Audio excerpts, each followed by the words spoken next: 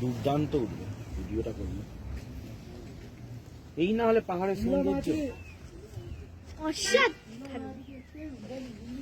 দেখো মেয়েগুলো ঠিক তুলোর মতো আটকে আছে। কেটে গেলে ওটা দিয়ে ইয়ে করা যাবে, পরিষ্কার করা যাবে হাত পা।